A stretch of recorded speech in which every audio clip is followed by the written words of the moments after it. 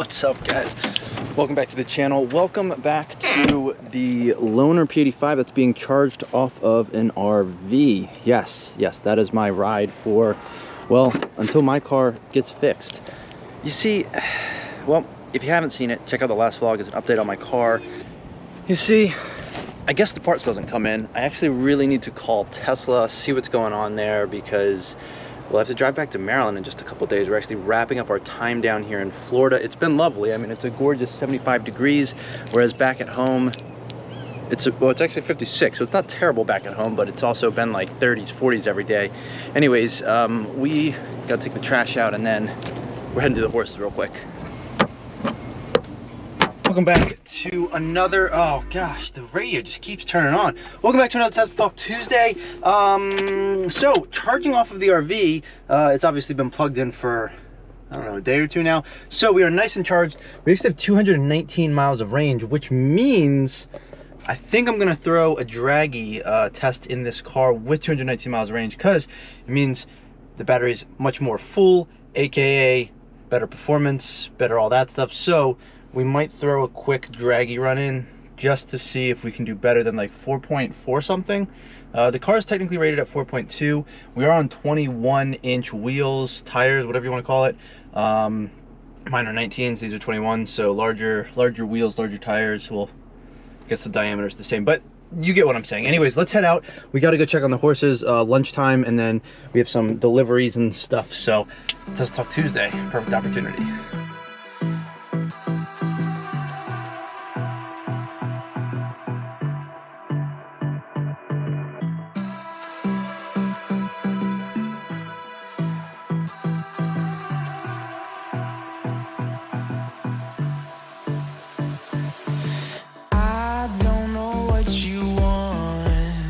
Let's have a bit of fun till I downfall.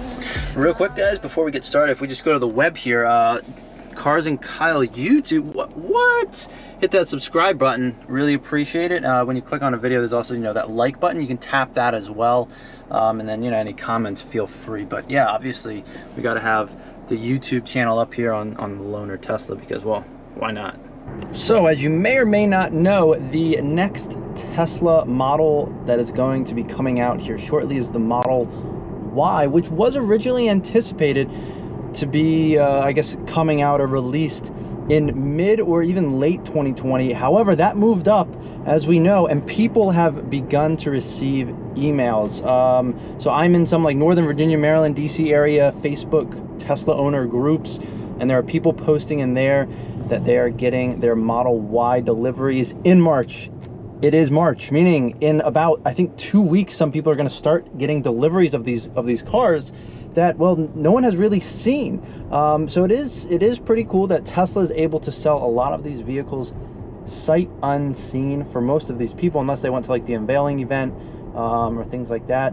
We've obviously gotten some sneak peek pictures online of people just spotting them when they do general testing. There have been more videos released. So I guess there was a recent video. I'm going to see if I can get it. If I can, it will be here. A short one, just sort of showing the interior of the cars.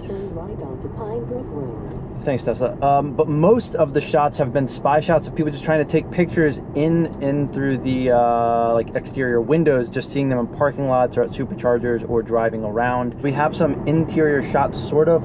Also, in addition to that, there was talk, I guess, a long time ago, potential legroom. It seems like the third row seats are going to be on the smaller side, but it's also been revealed that there will be some USB ports. I think they're USB-C ports in the back for charging. Also a 12 volt, just like a 12 volt kind of like cigarette lighter kind of thing, all the way in the back, maybe for camping accessories or whatever you might need. So that's just some more details on what might be in the car. And you'll see when these cars start actually getting released. Obviously, we're going to get a flood of info in probably the next 2 to 3 weeks as people are actually taking deliveries of these cars, because clearly people will start posting more and more pictures and videos as we see more and more of these cars in the wild. It is a good bit bigger than the Model 3. If you look at it, it does look very similar to the Model X in some situations, I guess. But definitely the height of the car, quite substantial. Like this picture, for example, if you look at it, you can see how much taller the Model Y is compared to the Model 3. You do get significantly more room if that's, you know, a potential concern getting into a Model 3. But very neat stuff regardless. This is crazy. We pulled up, there's a BMW here. Looks like it's Rockville BMW, a Maryland tag down here in Venice, Florida. Very interesting. Now, speaking of the Model Y, I guess Audi has released some spy shots of an e-tron S. They're coming out with like a Sportback, and they have an S Sportback, and the S is apparently supposed to have a tri-motor setup, and well, obviously they're gonna beat, well, it seems like they might beat Tesla to market unless they release a tri-motor setup for the Model S and X's. But the S e-tron is supposed to come to market, I believe, later this year. We'll have a tri-motor setup. However, it still only does 0 to 60 in like 4.5 seconds, which is about what this car was doing on the Draggy. It's technically rated faster than that, but this is either 2014 or 15. It's a P85 and only has one rear drive unit. So yeah, either way, maybe they'll get more efficiency out of it, better range. I know the e-tron is obviously lacking in that department as well. Tesla, as we know, is crushing it on the efficiency of their batteries and the battery sizes. Tesla is getting the most range, most bang for your buck as far as kilowatt sized batteries. So I'll be curious to see what the actual range is. I didn't see anything mentioned. I just saw the 4.5 seconds 0 to 60 and stuff like that, but it's a tri-motor setup. I guess supposed to help with handling as well, just because, well, when you're going around a turn, you can obviously send more power to the outside wheels, for example. I guess the setup is going to be 2 drive units or motors in the back, one on each for each wheel, and then 1 drive unit up front. So that's the tri-motor setup that you're going to get. Quad motor setup obviously won't be seen until Rivian releases their trucks and SUV, which will have potential quad motor setups, 1 on each wheel, which will allow you to do a, what's it called, the tank turn, I think is what they refer to it as. So very excited to see those actually come out and what that will look like. But an e-tron S Sportback. So yeah, I guess that's going to be like the crossover SUV segment. They're going to be releasing those later this year is my understanding. Quick post office drop off. I will be right back. Now, something weird happened when I took my seatbelt off. As you can see, both of these doors are open. Somehow the rear door popped open. I'm not sure what happened there. Peculiar. Anyway, be right back. Well, this is not good. When the car unlocked, the rear door, as you can see, just sort of popped open again. So it's shut right now. We're gonna lock it. Watch this. Let's see if it'll pop open. Look at that. What is going on? It's not supposed to do that. That is not good. I think that's what happened when I put my car into park. The rear door popped open, and it's not supposed to do that. It's not supposed to like open. The handle's supposed to come out. Ah, jeez, every Tesla I get into. Whew. Well, there's just it doesn't end, guys. It doesn't. I mean, I absolutely love the cars. That's the problem. Like, I definitely advocate for them, and I think they're fantastic. I mean, they drive incredibly. They're super quick, and they're great. Like, I love my Tesla. It's just now when you have these problems, my understanding is I'm just waiting on a computer. So I think we're gonna give them a call real quick, see if they have any other updates. Like, if they're still just waiting on the computer, it's obviously not the service center. It's just like Tesla, like the company making the part and shipping it. Like, they haven't shipped it. I don't understand. You know, go back to the Model Y mid to late year deliveries, and let's, you know, help out people that need their cars fixed in the meantime. Anyways, that's where we're at. I guess this door is just opening on its own. So yeah. Anyways, on to the next topic. Yes, I am sitting here uploading some vlogs at a Starbucks nearby. That is kind of what I've had to do down here, or hit up the Whole Foods, which also has a supercharger, but it's about a 25-30 minute drive north, so I do that every now and then, but I don't really need a supercharge right now, and well, I don't really feel like driving all the way up there because, yeah, it's much faster. It uploads in like 3 minutes, whereas here it's like 30 minutes to upload a vlog, but that's obviously quicker than driving 30 minutes. Anyways, so a company called Zero Labs Automotive is making electric Ford Broncos. Yes, the classic Ford Bronco. I guess they did one that was very expensive with like a carbon fiber chassis.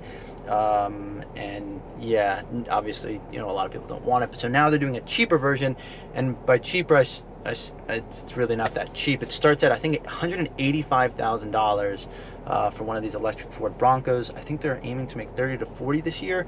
Should have about 190 mile range with a 70 kilowatt hour battery, 600 horsepower. I think that's most of the stats that I was able to find. I mean, they look pretty neat, and gives you obviously an electric alternative to an otherwise gas guzzler.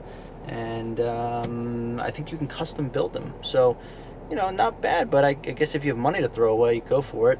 But otherwise, you know, for $185,000, you could also get the what's it called, the Porsche Taycan Turbo S. You can get one of those for $185,000.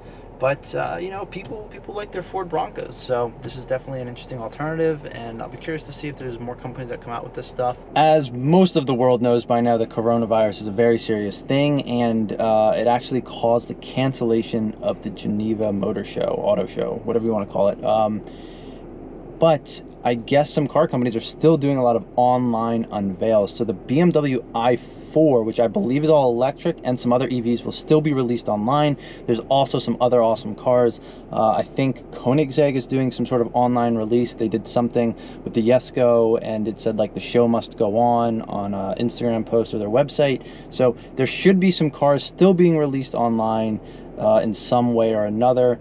But the Geneva Motor Show, whatever they call it, has been canceled, which is unfortunate. So keep an eye out for those EVs. If there are some cool things as far as like stats and range that come out on those, I'll try to find that and maybe throw it into next week. But yeah, hopefully, you know, everybody's staying healthy out there, staying safe, and just, you know, being careful. Don't sneeze on anybody, and yeah, stay clean.